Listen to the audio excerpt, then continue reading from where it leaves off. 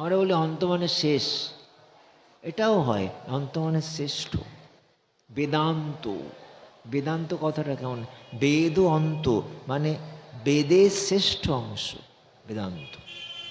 সেই জন্যে এই বেদান্তই বলুন আর অন্তলীলাই বলুন, বেদ অন্ত, হ্যাঁ, বেদান্ত, বেদযুক্ত অন্ত বেদান্ত, যেটা এই করলে পরে সময় সন্ধি বিচ্ছেদ করলে হয়ে যাচ্ছে। তা যাই হোক, বেদান্ত প্রভুর অন্তলীলা, অন্তলীলাটি লেখার জন্য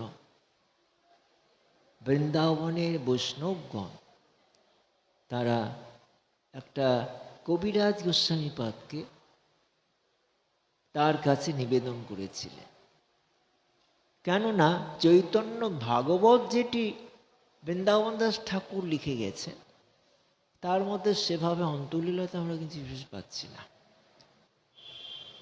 কবিরাজ গোস্বামী চরণ তাকে ব্রজের যারা যারা বয়স্ক বৈষ্ণবগণ, সম্মানিত ব্যক্তিগণ, তারা বললেন যে আমরা প্রভুর অন্তলীলা সম্পর্কে কিছু আমরা জানতে চাই। জানবেন কি করে? কেননা তাকে তো সম্পূর্ণভাবে জানা সম্ভব নয়। আর তার সঙ্গ যারা করেছেন একমাত্র তাদের কাছে কিছু প্রমাণিত আছে।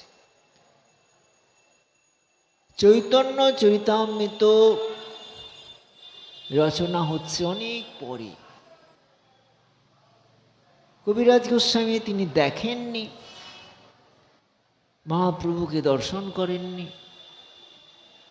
বৃন্দাবন দাস ঠাকুর তিনি ছিলেন নিত্যানন্দ প্রভুর শিষ্য, তিনিও কিন্তু মহাপ্রভুকে দেখেননি, শুনেছেন। শ্রবণং কীর্তনং বিষ্ণু স্মরণং পাদ সেবনং অর্চনং বন্দনং দর্শন সক্ষম আত্মনিবেদনং,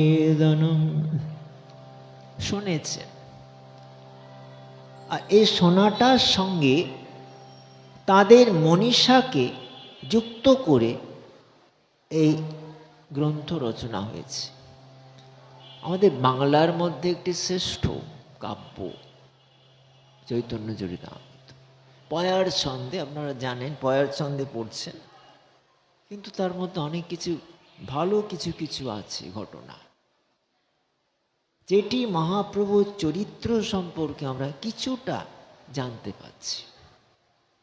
তিনি কিভাবে সেই পাগলের মতন, আমি কালকে বলছিলাম যে ব্রহ্মসংহিতা তিনি এনেছিলেন দক্ষিণ ভারত থেকে, এবং ব্রহ্মসংহিতা যে এক একটি শ্লোক, এক একটি রত্ন, এই শ্লোকগুলি ব্রহ্মাজি যেন তার ধাম থেকে, আমরা বলি ব্রহ্মলোক, চন্দ্রলোক, বরুণ লোক, তিনি ব্রহ্মলোক মানে ব্রহ্মাজি যেখানে মোটামুটি একটা পার্মানেন্টভাবে থাকেন, এটা মনে করা হয়।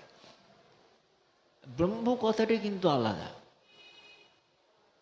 বৃংহতি বৃংহায়তি, ব্রহ্ম কথাটা হচ্ছে বৃংহতি, মানে যিনি বিরাট, যিনি সবাইকে বিরাট করতে পারেন, তিনি হচ্ছেন ব্রহ্ম। তা এই যে, কিন্তু আমরা অনেকে গুলিয়ে ফেলি যে ব্রহ্মাই বোধহয় ব্রহ্ম। না, ব্রহ্ম তো সব জায়গায় আছে, অণুতে, পরমাণুতে, জীবে, জড়ে, বৃক্ষে, লতায়, কোথায় নেই? ব্রহ্মা কি সর্বত্র আছেন? না, ব্রহ্মা হচ্ছেন এই সৃষ্টিকর্তা। কি সৃষ্টিকর্তা? বিরাট জগৎকে, বিশ্ব ব্রহ্মাণ্ডকে বললেন না, ব্রহ্মাজি সৃষ্টিকর্তা হচ্ছে অগণিত জীবের, 84 লক্ষ জনি, তাদের সৃষ্টিকর্তা হচ্ছে ব্রহ্মা। এইভাবে আমাদের বিচার করা হয়েছে। তাই ব্রহ্মাজি সেই লোকে বসে এটা কৃষ্ণের মহিমাকে স্থাপিত করা হয়েছে। মানে এখানে দেখা যাচ্ছে কৃষ্ণই হচ্ছে সব থেকে বিরাট ব্রহ্মজ্যোতি। এই যস্য প্রভা প্রভবত জগদণ্ড কোটি কোটি সশেষ বসুধার বিভূতি ভিন্ন তদ্ব্রহ্ম নিষ্কলম অনন্ত অশেষ ভূতং গোবিন্দং আদিপুরুষং তমহং ভজামি। তম অহং ভজামি, এটা হচ্ছে সন্ধি বিচ্ছেদ করে তম অহং ভজামি। যারা ব্যাকরণটা পড়েন ভালো করে শুনতে বুঝতে পারবেন। তম অহং ভজামি। তাই ব্রহ্মাজি যদি একটি মানুষই হন, হ্যাঁ মানুষ, তার হৃদয়ের মধ্যে একটা ভাবনা জাগরিত হয়েছিল কৃষ্ণ সম্পর্কে। কৃষ্ণকে, তার প্রভাবটা কেমন। আবার গীতার মধ্যে চতুর্দশ অধ্যায়ে যদি দেখেন, সেখানে শেষের যে মন্ত্রটি, সেখানেও সে একই কথা বলা হচ্ছে যে ব্রহ্মা হচ্ছেন, কৃষ্ণ হচ্ছেন ব্রহ্মের জ্যোতি। ব্রহ্ম তিনি বলছেন যে আমাদের মধ্যে তিনি কি করছেন, যে জ্যোতি সমস্ত জগৎ উদ্ভাসিত করে, প্রকাশিত করে, সেই জ্যোতিটা বলা হয় ব্রহ্মজ্যোতি। কিন্তু সেই ব্রহ্মজ্যোতি কোথা থেকে তার উৎপত্তি, বলছেন শ্রীকৃষ্ণের অঙ্গ জ্যোতি। কেমন না, শ্রীকৃষ্ণের অঙ্গ জ্যোতি। কবিরাজ গোস্বামী তার বাংলা পায়ারে লিখলেন, কোটি কোটি ব্রহ্মাণ্ডে যে ব্রহ্মের বিভূতি, সেই ব্রহ্ম হয় শ্রীকৃষ্ণের অঙ্গকান্তি। ব্রহ্ম নহি প্রতিষ্ঠাম, এখানে যেমন আছে গীতায়, কিন্তু এখানে কবিরাজ গোস্বামী সেটিকে আবার বাংলাতে পয়ার করে বললেন, কোটি কোটি ব্রহ্মাণ্ড যে ব্রহ্মের বিভূতি, সেটা কি? কৃষ্ণের অঙ্গকান্তি। অঙ্গ জ্যোতিতে তিনি চারিদিক প্রকাশিত করছেন, অঙ্গ জ্যোতি। এটা বোঝা খুব মুশকিল। এই জগৎ উদ্ভাসিত হচ্ছে কোথা থেকে? এই বইটাকে, গ্রন্থটাকে সেজন্য মহাপ্রভু দক্ষিণ ভারত থেকে নিয়ে এসেছিলেন আমাদের মধ্যে। কেননা আমাদের মধ্যে ব্রহ্ম সংহিতা ছিল না।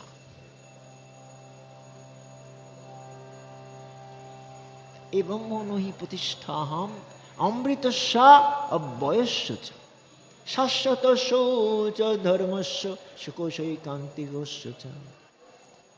চতুর্দশ অধ্যায়ের শেষে বললেন যে ব্রহ্ম নহি প্রতিষ্ঠাহম অমৃতস্য অব্যয়স্য চ শাশ্বতস্য চ ধর্মস্য সুখৈকান্তিকস্য চ। আমি হচ্ছি ব্রহ্মের প্রতিষ্ঠা, ব্রহ্ম আমার থেকে উদ্ভাসিত। ব্রহ্ম নহি প্রতিষ্ঠা অহম, ব্রহ্ম নহি প্রতিষ্ঠা অহম অমৃতস্য বয়স্য অব্যয়, অমৃত এবং অব্যয়, শাশ্বতস্য চ ধর্মস্য সুখৈকান্তিকস্য। আমি কিসের কিসের আশ্রয়? সুখের আশ্রয়, পরম সুখের আশ্রয়। আর আমি হচ্ছি ব্রহ্মের প্রতিষ্ঠা। তোমরা যে বলছো ব্রহ্ম ব্রহ্ম, আমাকে কি দেখছ? আমি ব্রহ্মকে ধারণ করিয়াছি।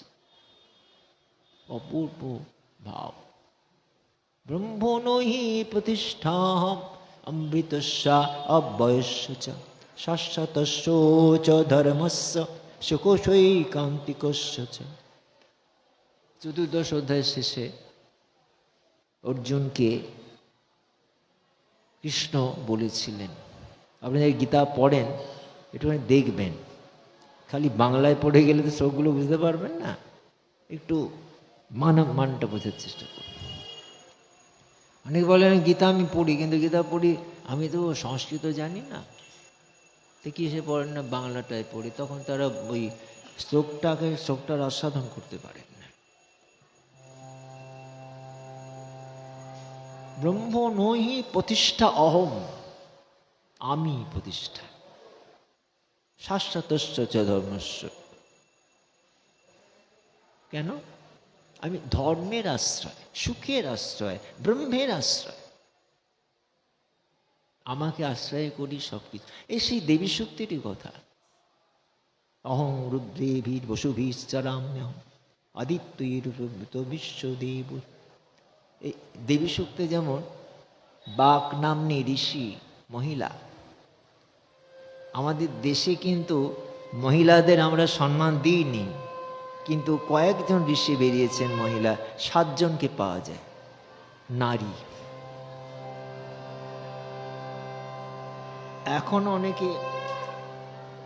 এখন অনেকে বলে বেড়ান আপনি অঞ্জলি দেবেন, ওঙ্কারটা বলবেন না, নমো বলবেন। কেন নমো বলবেন? এখনো সেই বোধ ধারণাটা রয়েছে। কেননা ওঙ্কার উচ্চারণ নারী করবে না, এবং ওঙ্কার উচ্চারণ শূদ্র করবে না। তাহলে কতটা একটা ভাগ করে একটা পার্টিশন করে রাখা হয়েছে। তা এই একই জিনিস গীতায় যেমন দেখছি ভগবান শ্রীকৃষ্ণ বলছে, আবার আমাদের চণ্ডী যেটা বলা হচ্ছে মার্কণ্ড পুরাণের অন্তর্গত, সেখানে ওই একই। অহং রুদ্রেভির বসুভিশ্চরাম্যহম আদিত্যৈরূত বিশ্বদেব অহং সাম অহনসং। এই যে আমি সব, আমি ধারণ করে আছি কাকে? রুদ্রকে, 11 রুদ্রকে ধারণ করে আছি। আমি পূষা এবং ভগ, এই যে তাদেরকে আমি ধারণ করি, আমারই উপর তারা রয়েছে। অং বিরুদ্রেভিস বসুভিস চরাম, এবং অষ্টবসু আমার উপরে রয়েছে, আমি ধারণ করছি। আদিত্যৈরূত বিশ্বদেব অং সোম মাহনসং বিবর্মহং তষ্টারমুতোপসনং ভগম অং দধামি। এই যে আমি সবাইকে দান করি, আমাকে যারা পূজা করে, যজমান যারা, আমি তাদেরকে যে অভিষ্ট বস্তু দান করি। দেবী সূক্তের একটি শ্লোক সুন্দর। অহং রাষ্ট্রী সঙ্গমণি চিকিতুষী বসুনাং যজ্ঞি আনাম তং মা দেব বেদধু পুত্রা ভুরিস্থত্রাং ভুর্যাবেশয়ন্তিম। এই যে আমি রাষ্ট্রী মানে আমি দেবী, আমাকে সবাই প্রণাম জানায়। অহং রাষ্ট্রী সঙ্গমণি বসুনাং চিকিতুষী প্রথমা যজ্ঞিয়ানা তং মা দেবা বেদধু পুত্রা ভুরিস্থত্রাং ভুর্যাবেশয়ন্তি মায়াসন্নমুক্তি যুগস্যতি যে প্রাণীতি। এই যে আমি সব, এটা কখন আসে বলুন তো? আমি পাপী, আমি অমুক, তখন আসবে না। আমি সেই অদ্বৈতবাদ, আমি আমি আমি অহং অহং। দেখবেন এই দেবী সূক্তের যে সঙ্গীতটি মহিষাসুর মর্দিনীর মধ্যে কিছুটা পাওয়া যায়, হয় সুরটা একটু অন্যরকম। ওং রুদ্রেভির্বসুভিশ্চরাম্যহম আদিত্যৈর্ত বিশ্বদেবহি। ওং মিত্রবরুণভা বিভর্মঃ ওং অশ্বিনোভা। একটু পঙ্কজ মল্লিক সুর দিয়েছিলেন, এটা সুন্দর, সেই একটা ওয়েস্টার্ন ভাব আছে সুরটার মধ্যে। যারা বুঝবেন, যারা গান টান শেখেন, রাগরাগিনী জানেন, একটা রাগরাগিনী, ওটা আমাদের একটুখানি বিদেশি সুরের অনুকরণ আছে। এই মহালয়ার গান কিন্তু এখনো জনপ্রিয়, পঙ্কজ মল্লিকের সুর। এই যে আমি আমি আমি, ভগবান কৃষ্ণ তাই বলছেন, আমি অহং রুদ্রহং যজ্ঞং সদাহং মহং সদং মন্ত্রহং অহং বজ্রম অহং অগ্নি অহং হুতম। সর্বধর্মান পরিত্যজ্য মামেকং শরণং ব্রজ অহং ত্বং সর্বপাপেভ্যো মোক্ষয়িষ্যামি মা শুচঃ। গীতার মন্ত্রগুলো কত সুন্দর, বাংলাতে বললে অতটা রস লাগবে না, সুন্দর। তা এই মহাপ্রভু তো বিরাট পণ্ডিত ছিলেন বাবা। তার নদিয়াতে যখন তিনি থাকতেন, নৈয়ায়িক পণ্ডিত, ন্যায়ের পণ্ডিত, তাকে দেখলে পরে সবাই পালিয়ে যেত। ওই দেখ নিমাই আসছে, নিমাই আসছে, নিমাই পণ্ডিত আসছে। কেননা যদি ধরে কোশ্চেন শুরু করবে, এটা কি, সেটা কি, ওটা কি, পালাই ভাই চল। এই যে কতটা তিনি পণ্ডিত্য অর্জন করেছিলেন।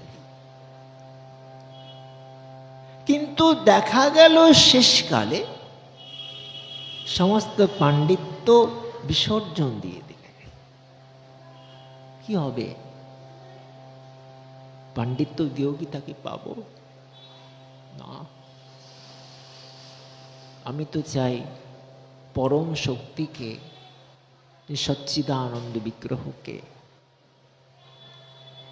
এই মহাপ্রভু কখনো তিনি নিজের জন্যই কাঁদেন, আবার কখনো তিনি দেশবাসীর জন্যে কাঁদেন।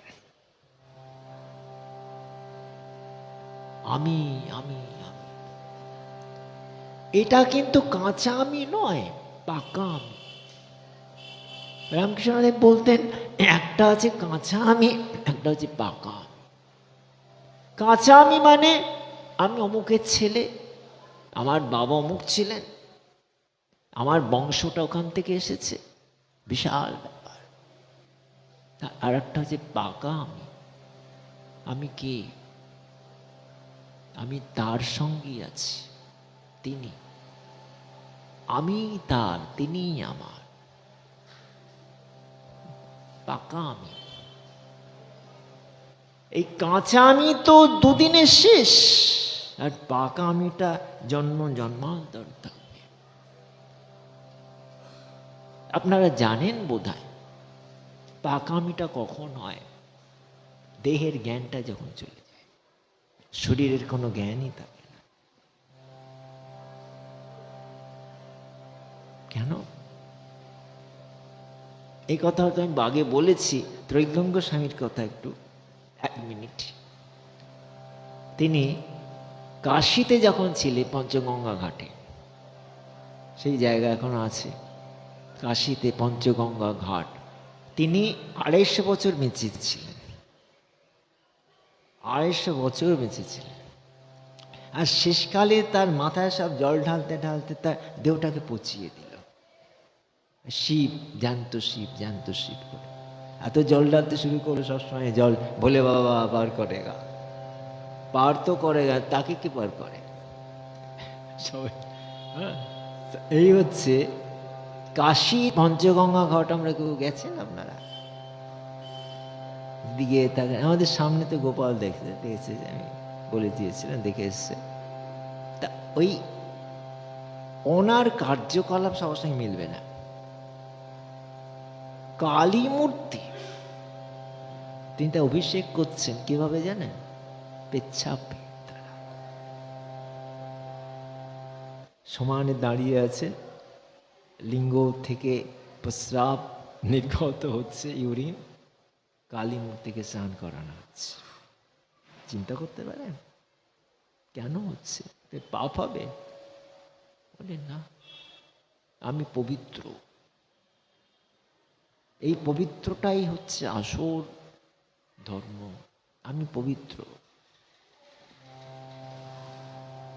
কেমন পবিত্র না? তিনি মনে করছেন আমার মধ্যেই সেই গঙ্গা, আমি স্নান করাবো কি দিয়ে? আমার দেহটার মধ্যেই গঙ্গা।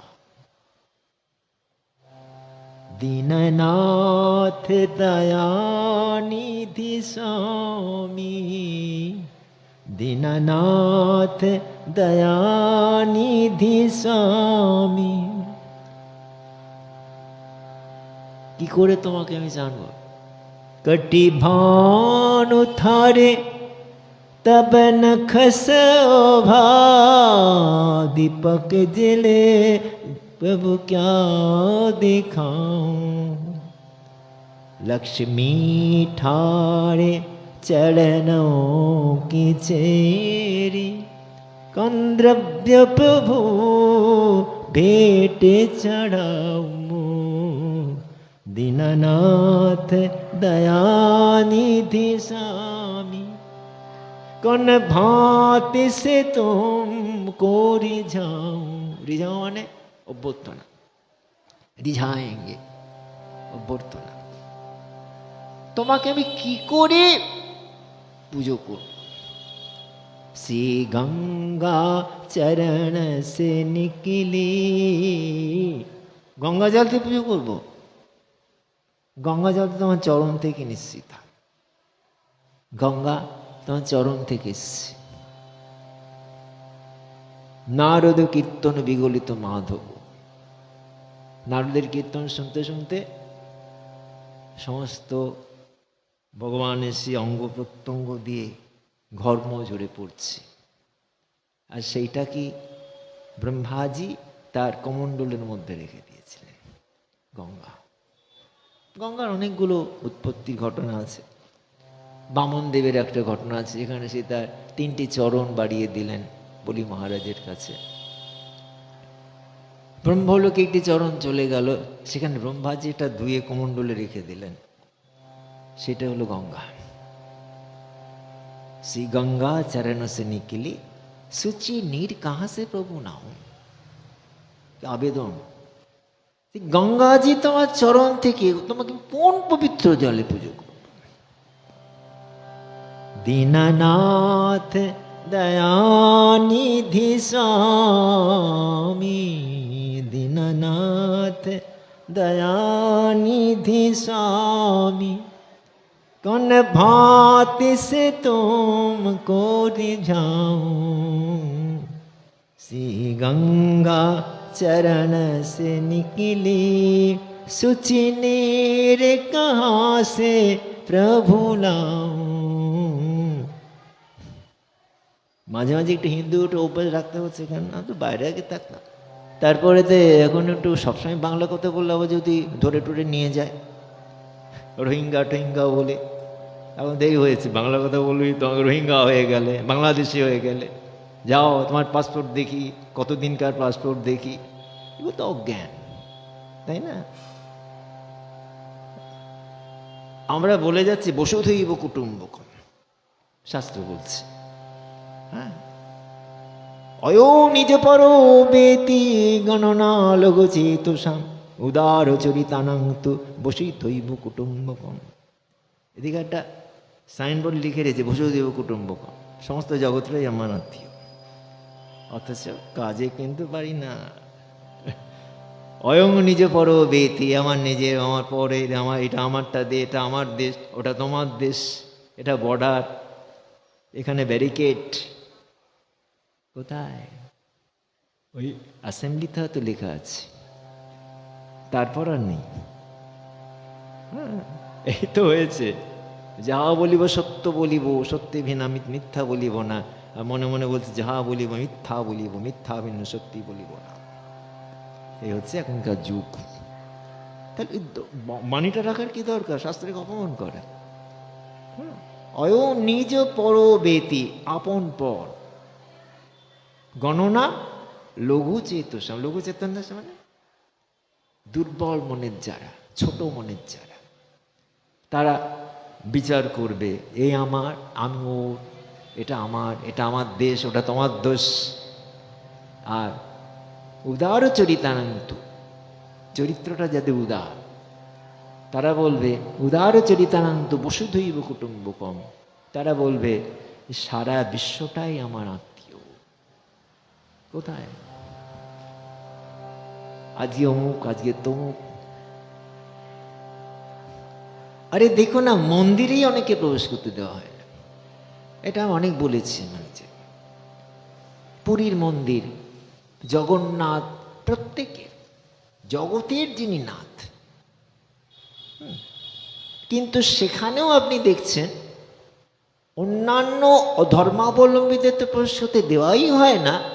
এমনকি নিম্ন বর্ণের যারা মানুষ, তারাও মন্দিরে প্রবেশ করতে পারে না। সেই জন্য আমার একটা মনে খুব দুঃখ লাগছিল যে এটা একটা এমন মন্দির হয় না যে সবাই ঢোকে। এই কিছুদিন আগে দীঘার জগন্নাথ মন্দিরটাকে আমি খুব আনন্দ পেলাম, খুব সুন্দর, সবাই সমান।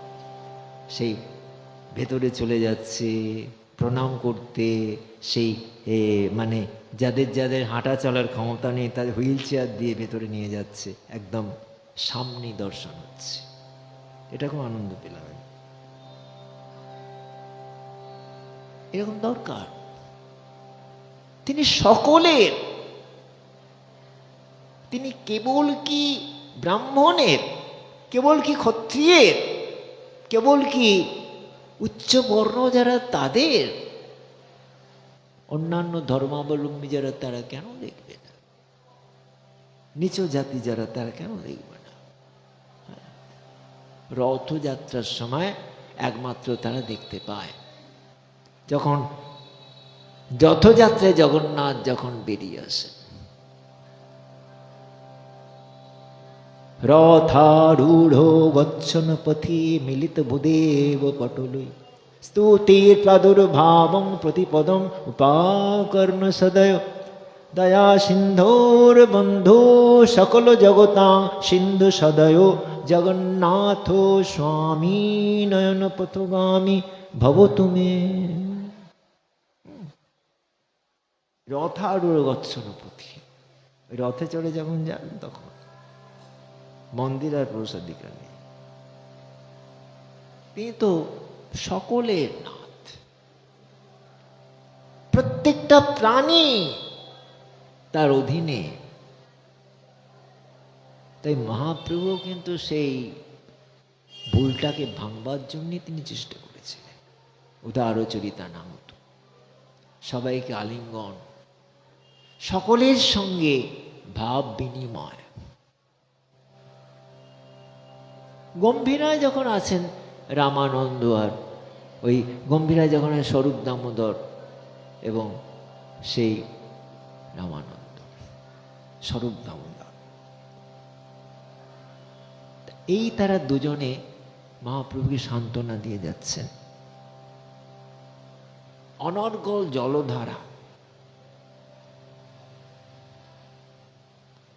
পিচকারির মতো, পিচকারির যেমন জল চারিদিকে শ্রবণ হয়ে পড়ে, তেমনি মহাপ্রভু যে জল, চোখের জল, সকল ভক্তের অঙ্গে স্নান করিয়ে দিচ্ছে।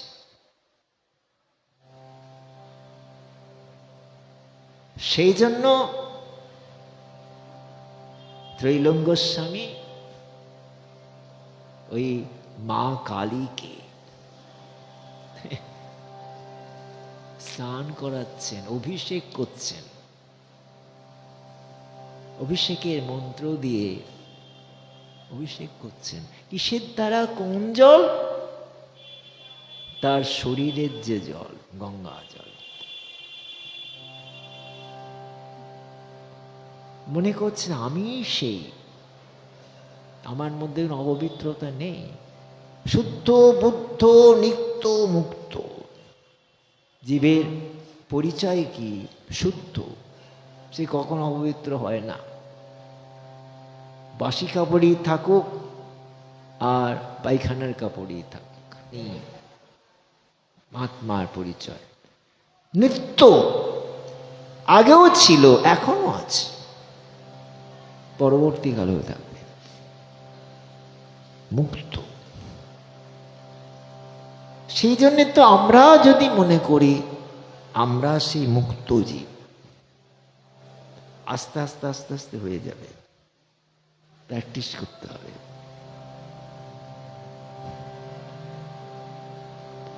আমার মুক্তি আলোয় আলোয় এই আকাশে, আমার মুক্তি আলোয় আলোয় আমার মুক্তি, ধুলায় ধুলায় ঘাসে ঘাসে এই আকাশে, আমার মুক্তি আলোয় আলোয়। দেহ মনের সুদূর পারে, দেহ মনের সুদূর পারে হারিয়ে ফেলি আপনারে, গানের সুরে আমার মুক্তি ঊর্ধ্বে ভাসে এই আকাশে, আমার মুক্তি আলোয় আলোয়। আমার মুক্তি সর্বজনে মনের মাঝে, বিশ্ব বিপদ তুচ্ছ করা কঠিন কাজে, বিশ্বধাতার যজ্ঞশালা আত্মহোমের বহ্নি জ্বালা, জীবন যেন দিয়াহুতি মুক্তি আসে এই আকাশে, আমার মুক্তি আলোয় আলোয়।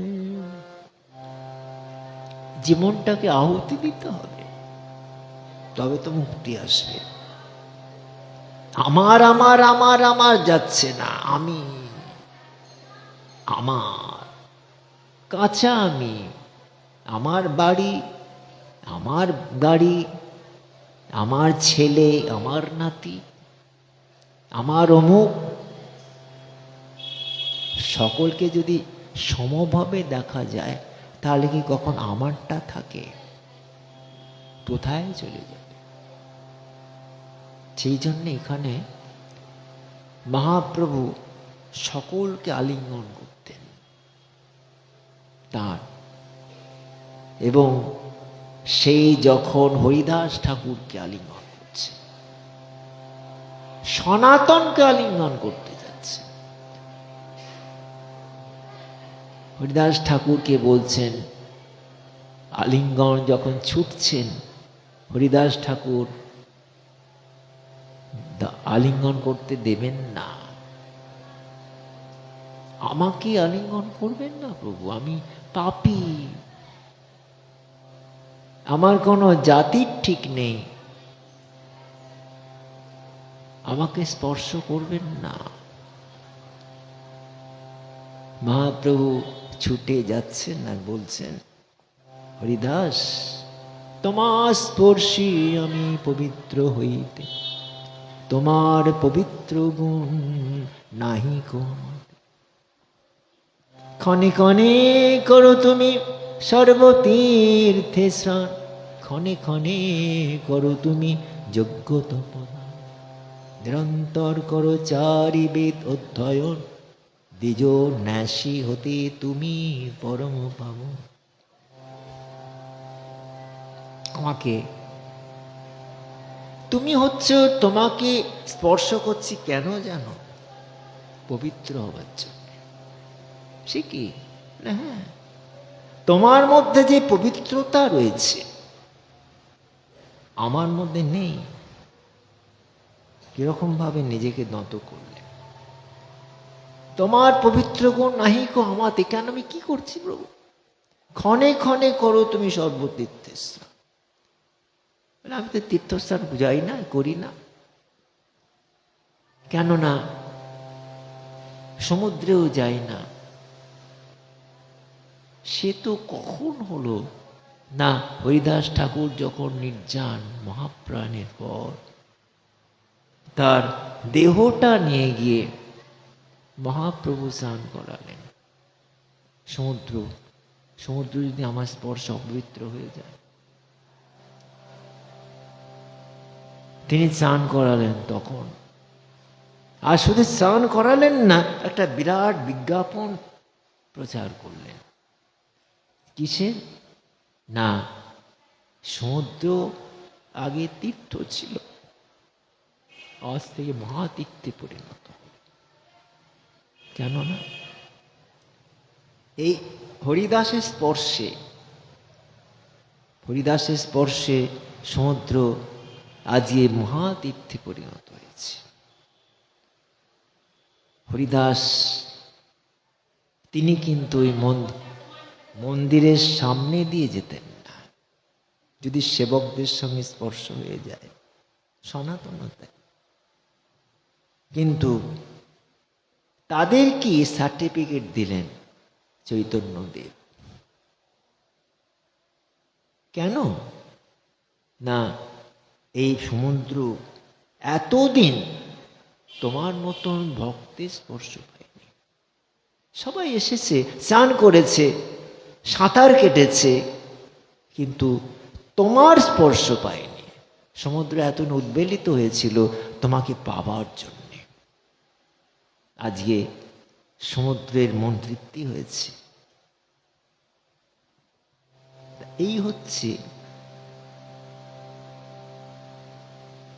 পরশ রতন তোমার চরণ, লইনু শরণ, লইনু শরণ। তাই জন্যে তার যে জ্যোতি, তার যে বিরাটত্ব আমরা পূজা করছি। সহস্র শীর্ষা পুরুষ সহস্রাক্ষ সহস্রপাত সভূমিং বিশ্বত বিত্তাৎ অত্যুত্তিষ্ঠ দশাঙ্গুলম। ওম শান্তি শান্তি শান্ত। পূজারী ব্রাহ্মণ যারা এই মন্ত্র পড়ে অভিষেক করান। আর আজকে আমাদের তৈলঙ্গ গোস্বামী নিজের দেহের যে সেই মূত্র, যেটা আমরা ঘৃণা করি, আরে ওই পেছাব করে ফেলেছি, সেইখানেতে তিনি দেখছেন আমি গঙ্গা জলে মাকে স্নান করাচ্ছি। আমার দেহটা তো গঙ্গাতে ভরা, আমি গঙ্গা স্নান, গঙ্গা জল আনবো কেন? আর জল আনতে কত দূর যেতে হবে? আমি তো আমার মধ্যেই তাকে পেয়ে গেছি। নিজের সম্পর্কে একটা বিশাল আমি আমি আমি। এখন আপনারা কি করতে পারবেন? আপনাদের মধ্যে সেই দ্বিধাবোধ আছে, আপনাদের কথা গেলে পাপ হবে, মহাপাপ। এটা তৈলঙ্গ গোস্বামী পেরেছিলেন। কিছু কিছু সাধক তারা পায়, তখন তাদের কোনো দেহের বোধ থাকে না। ওই দেহ মনের সুদূর পারে হারিয়ে পেলি আপনারে। তাই মহাপ্রভু সে হরিদাসকে তিনি স্নান করিয়েছিলেন সমুদ্রে, আর সে হরিদাসকে তিনি শেষে বালুকা দিয়েছেন,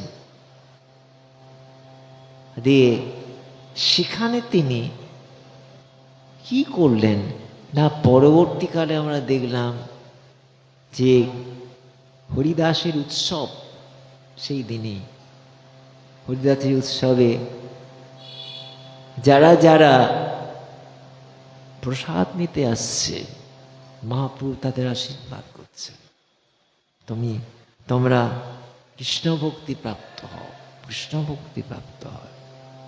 শ্রীকৃষ্ণই আমাদের একমাত্র সম্বল। আমি বলেছিলাম ঈশ্বরপুরীর কাছে জিজ্ঞাসা করেছিলেন যে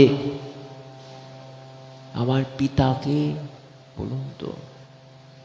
হঠাৎ দেখছেন এক সন্ন্যাসী ঈশ্বরপুরী তাকে দেখলেন, তো অপূর্ব একটা জ্যোতি বিচ্ছুরিত হচ্ছে।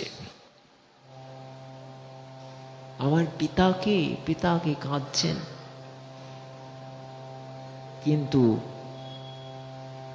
ঈশ্বরপুরী বললেন না যে তোমার পিতা জগন্নাথ মিশ্র, তা কিন্তু বললেন না।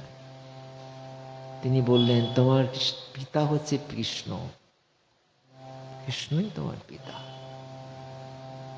সমস্ত জীবের তিনি পিতা,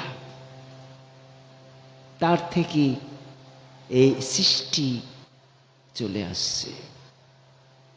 ইউনিভার্সাল পিতা, ফাদার, তুমি সব। এইভাবে মহাপ্রভু ঈশ্বরপুরীর কাছে, ঈশ্বরপুরী তো তার গুরু এবং তার পরম গুরু ছিলেন মাধবেন্দ্রপুরী। আমি বলেছি মাধবেন্দ্রপুরী কতদিন ধরে একটু আলোচনা হচ্ছে। মাধবেন্দ্রপুরী, সেই মাধবেন্দ্রপুরীকে ভগবান শ্রীকৃষ্ণ দুগ্ধপান করিয়ে গেলেন, এই কথাটি আমরা হয়তো জানি। কিন্তু সেই মাধবেন্দ্রপুরী পরবর্তীকালে তিনি মলমূত্র মেখে অসুস্থ হয়ে পড়ে আছে। বলবেন যে কি করে হলো? ভগবান যাকে দুগ্ধপান করিয়েছেন, দুধ খাইয়েছেন, তার এত বড় রোগ কি করে হয়? এর কোনো অ্যান্সার পাওয়া যায় না। তারা বিচলিত হন না। আমরা যেমন রোগের দ্বারা একটু কিছু হলেই একেবারে মরে গেলাম, আমার এই হয়েছে, মাথা ধরেছে, আমার হাতে ব্যথা হচ্ছে, হ্যাঁ এই হচ্ছে তাই হচ্ছে করতে করতে একদম কোনোদিন আর সুস্থ থাকছেন না। 4 বার করে ডাক্তার চেক আপ করছে। আবার কোনো সময় ভেলোর যাচ্ছেন, কোনো সময় চেন্নাই যাচ্ছেন, কিন্তু যেমন তেমন এই রোগ আর সারছে না। সারবে কি করে? আমি যে সর্বদা দেহের দিকে নজর দিয়ে বসে আছি, মাথাটা তুলে যদি একটু সেই পরম শক্তির দিকে তাকাতাম বা জগতের দুঃখের দিকে তাকাতাম। আমার থেকে অনেক দুঃখী লোক আছে, আমি কি দুঃখী? আমি তো সুখে আছি। অমুক কত দুঃখে। আপনারা জানেন বোধহয় 56টি বৈষ্ণব অভিধান লিখেছিলেন হরিদাস দাস। তিনি ওই নবদ্বীপে হরিবোল কুটির বলে একটি জায়গা আছে,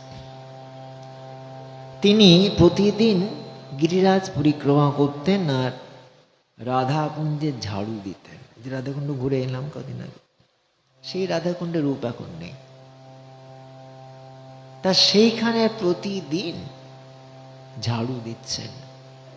মানে ঝাড়ু দিচ্ছেন কেননা কারোর পায়ে যদি কিছু আঘাত লাগে, কত কি পড়ে আছে, কাঁটা, ইট, পাথর, প্রতিদিন ঝাড়ু দিচ্ছেন। আর গুনগুন গুনগুন করে রবীন্দ্রনাথের গান গাইতেন। এটা অনেকেই জানে না, রবীন্দ্রনাথের গান গাইতেন।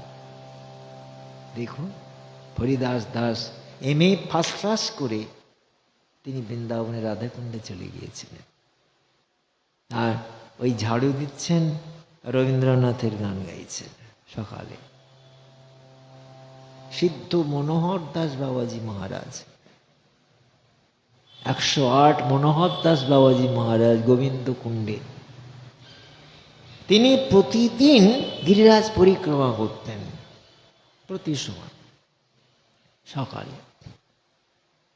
তিনি হঠাৎ দেখছেন যে একটা ছোকরা সাধু হয়েছে, ঝাড়ু দিচ্ছে, আর রাধার গান গাইছে না। গাইছে কোথায়? রবীন্দ্রনাথের কি গান কে জানে? কি গান গাইছে ওটা? আধুনিক না কি মডার্ন, এই সমস্ত করছে। তিনি ঠিক পছন্দ হলো না। হরিদাস দাসকে ডাকলেন, এ ছোড়ো सुन जाओ। क्या बाबा? ना, ये राधा रानी का जगह है, यहाँ पर दूसरे गाना को नहीं चलेगा। মাথাটা নত করে নিয়ে, ঠিক আছে বাবা, আমি আর গাইব না। পরের দিন আবার মনোহরদাস বাবাজি যাচ্ছেন, পরিক্রমা করছেন গিরিরাজকে। 7 ক্রোশ গিরিরাজ মহারাজ চলেছেন, আর যেতে যেতে তিনি ঝাড়ু দিয়ে যাচ্ছেন। দেখলেন সেই ছোকরাটা ঝাড়ু দিচ্ছে, কিন্তু আজকের আর গান গাইছে না। কাছে ডাকলেন, এই छोड़ो सुन जाओ। क्या बाबा? आज तो हम नहीं गाया कुछ, আমি তো কিছু গাইনি আজকে। বলে না, তুমি গাইবে। কেন? ঈশ্বরীজি আমাকে স্বপ্ন দিয়েছেন, বলছেন যে রবীন্দ্রনাথের পরমাত্মার দর্শন হয়েছিল, তুমি গাইবে। তো অবাক হয়ে গেছে। হ্যাঁ, ঈশ্বরীজি মানে রাধা। ঈশ্বরীজি রাধা স্বপ্নে দিয়েছেন। তুই বারণ করলি কেন? যার গান গাইছে তার মহিমাটা শোন। সে যে পরমাত্মাকে দর্শন করেছিল। তার রবীন্দ্রনাথের মহিমাটা কিন্তু কম নয়। বৈষ্ণব সমাজ তাকে একটুখানি দূরে ফেলে রেখেছে। রবীন্দ্রনাথের গান কোথায় নিয়ে যায়? ব্রহ্মসঙ্গীত, বৈষ্ণবীয় সঙ্গীত, ভানু সিংহের পদাবলী কি নেই?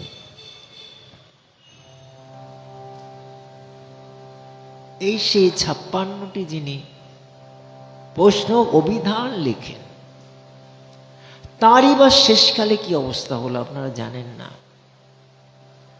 একাকী থাকতেন। কলকাতাতে পূর্ণশ্রী সিনেমা বলে একটা সিনেমা আছে, এখনো তো উঠে গেছে, এখন তো বহু হল শেষ ধ্বংস হয়ে গেছে। পূর্ণশ্রী সিনেমার মালিক তাকে ছাদের উপর একটা ঘর দিয়েছিলেন, সেইখানে একা থাকতেন। ওই দুটো হয়তো রান্না করলেন কি করলেন না, ওই একটা সামান্য ভগবানকে ভোগ লাগালেন কোনো রকমে, এই হচ্ছে আস্বাদন। এখন ওই সার ভাজা, মালপোয়া আর লুচি পুরি এসব খেলে পরে একদিনই শেষ। এত রোগ যন্ত্রণা বাড়াচ্ছে, ওইটা খেতেন।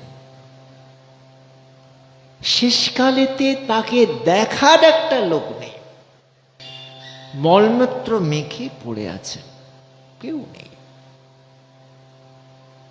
তিনি যখন দেহ রাখলেন, তার দেহটা সৎকারের জন্য নিয়ে যাবার সেরকম লোক ছিল না। দেখুন, এই দুঃখগুলোকে, যন্ত্রণাগুলোকে সহ্য করো, সহ্য করো, নাহলে পরে তাকে পাবে না। আর তাকে পাওয়া মানে কি? নিজেকেই পাওয়া। আমি, এই পাকা আমি হয়ে যাওয়া। পাক নামনি ঋষি পাকা আমি, অঙ্গরাষ্ট্রীয় সঙ্গমণি, আমি হচ্ছে ঈশ্বরী। বসুনাং চিকিতুষী প্রথমা যজ্ঞানাম, আমি সেই। যারা যারা যজ্ঞ করে তাদের ফল আমি দিই। তারা কোথায় পাবে? আমি বিধান করে দিই। মা বলছেন, আমরা দেবী সূক্তটাকে অনেক সময় অনেকেই মনে করেন মা দুর্গা হয়তো নেমে এসে বলেছেন, না, আমাদের দেশেরই এক নারী, ভারতীয় এক নারী, বাক, অম্বরীণ ঋষির কন্যা বাক। 7 জন ঋষির মধ্যে একজন ঋষি বাক। আমরা বলি বাক দেবী, অনেক সময় বাক দেবী আমাকে বলা হচ্ছে সরস্বতীকে। বাক, বাক নাম নেই ঋষি। ঋষি কারা? মুনি বা কারা? মুনি হচ্ছেন যারা মনন করেন, তারা মুনি মানে চিন্তন করেন। আর ঋষি মানে যারা মন্ত্র দর্শন করেছেন প্রত্যক্ষ। এই যে সঙ্গীতের যারা ওস্তাদ হন, তারা রাগ রাগিনীকে দর্শন করেন। মুসলমান একজন গায়ক ছিল আলাউদ্দিন খাঁ, নাম শুনেছেন, খুব নাম করা। তিনি শেষকালে যখন দেহ রাখছেন তখন এই গানটি গিয়েছিলেন, চল মন গঙ্গা যমুনা তীর, চল মন গঙ্গা যমুনা তীর, গঙ্গা যমুনা निर्मल पानी, गंगा जमुना निर्मल पानी, शीतल होत शरीर, चल मन गंगा जमुना तीर।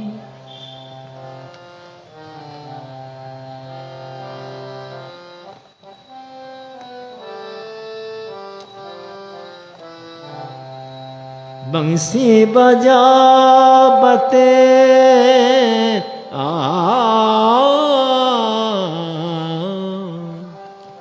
बंसी बजावत नाचत कन्हा, बंसी बजावत नाचत कन्हा, संग लिया बलवीर, चल मन संग लिया बलवीर, चल मन गंगा जमुना तीर, चल मन गंगा जमुना तीर।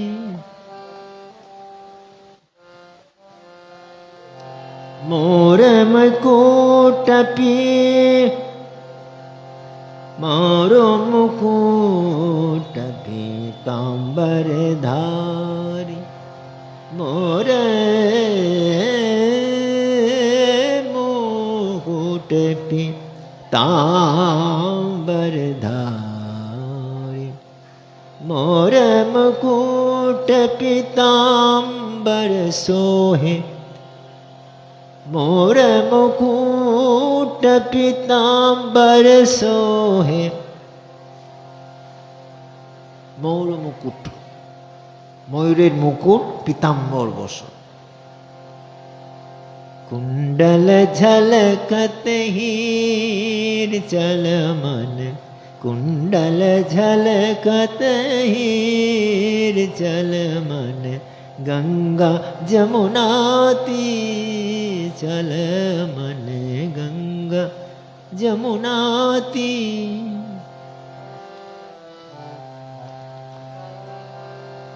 मेरा कहे प्रभु,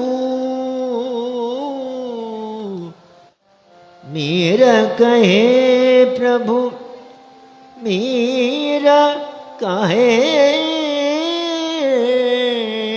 प्रभु, प्रभु प्रभु,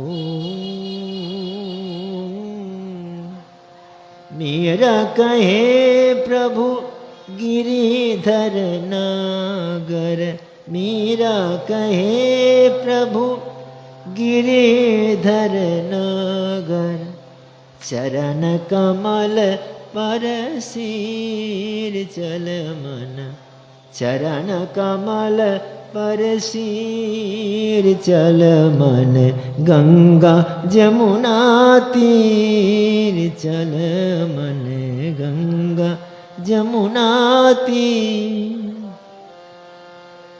गंगा जमुना गंगा जमुना গঙ্গা যমুনা নির্মল বারি, গঙ্গা যমুনা निर्मल बारी, शीतल होत शरीर चल मन गंगा যমুনা तीर। এই যে मीरा कहे प्रभु गिरिधारी नागर, चरण कमल पर सिर। मीरा বলছে আমার মস্তকটা তোমার চরণ কমলে লুণ্ঠিত হচ্ছে। এই যে বিশাল উত্তর। আলাউদ্দিন খান মুসলমান, আপনার নাম শুনেছেন, খুব ভালো গায়ক, ক্লাসিক্যাল গানে। তিনি যখন তার মৃত্যু হয়, মৃত্যুর সময় এই গানটা তার মনে এসে গেছে, চল মন গঙ্গা যমুনা তীর। কেন, কাকে কখন প্রেরণা দেন বোঝা যায় কি? সে মুসলিম, হিন্দু, খ্রিস্টান নয়, যে একটাই জাতি, ভক্ত মানব। তার মধ্যে আমরা ভেদাভেদ করছি।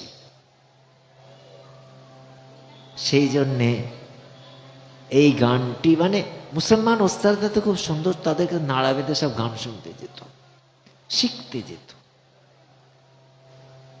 তা মহাপ্রভু সেইভাবে তিনি সকলকে ভালোবেসেছেন। হরিদাস ঠাকুর তার জাতির কি ঠিক ছিল? কেউ বলে তিনি হিন্দু ঘরে জন্মেছিলেন। তার বাবার নাম কি জানেন কি? হরিদাস ঠাকুরের পিতার নাম কি ছিল? মনোহর। আর মা উজ্জ্বলা। মানে কি জানেন না? মা হচ্ছে উজ্জ্বলা আর পিতা হচ্ছে মনোহর। কিন্তু দেখা গেল তার মায়ের যখন মৃত্যুর পর তাকে একজন মুসলমান মানুষ করেছিলেন, সেই জন্য তিনি যবন হয়ে গেলেন, যবন হরিদাস। এবং তার উপর অনেক টর্চার হয়েছে, আমরা শুনছিলাম সেদিন, আঘাত আসছে।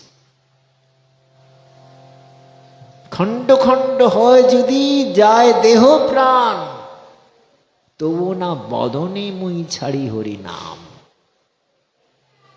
সমানে তার উপর আঘাত হচ্ছে, বেত দিয়ে মারছে, বেত দিয়ে মারছে, সাংঘাতিক নৃশংসভাবে সহ্য করছে। তবে হ্যাঁ, এটা কেন সহ্য করেছে? তার ধৈর্য ক্ষমতাটাকে বাড়াবার জন্য। দেখি না আমি সহ্য করতে পারি কিনা। 22টা বাজারে ঘুরিয়ে ঘুরিয়ে ঘুরিয়ে ঘুরিয়ে তাকে বেত মারা হচ্ছে, আর সমস্ত অঙ্গ প্রত্যঙ্গ থেকে ফিনকি দিয়ে রক্ত পড়ছে। তো কিন্তু তার দেহবোধ নেই, সে কখনো বলেনি আমাকে মেরো না। এবার আপনি বিচার করুন একটু, কিছু মনে করবেন না। হরিদাসের তার ক্ষমতা বেশি না লক্ষণের ক্ষমতা বেশি? রামের ভাই, কোনটা? ক্ষমতাটা কখন আসে? ক্রোধকে যদি সম্বরণ করতে পারে। আপনাকে একজন গালাগালি দিয়ে যাচ্ছে, কিন্তু আপনার মনে কোনো এফেক্ট হচ্ছে না। আমি যদি বলি লক্ষণের কাছে শূর্পণখা, শূর্পণখা এসেছিল, তার তো দোষ ছিল না, সে বিধবা, তার আশা পূর্ণ হয়নি। সে এসেছিল, রামকে দেখে তার ভালো লেগেছিল, তার রূপের আগুনে ঝাঁপ দিতে এসছে। আর সেখানে রাম কি বলছে, আমাকে তুমি বিয়ে করো না, গ্রহণ করো না।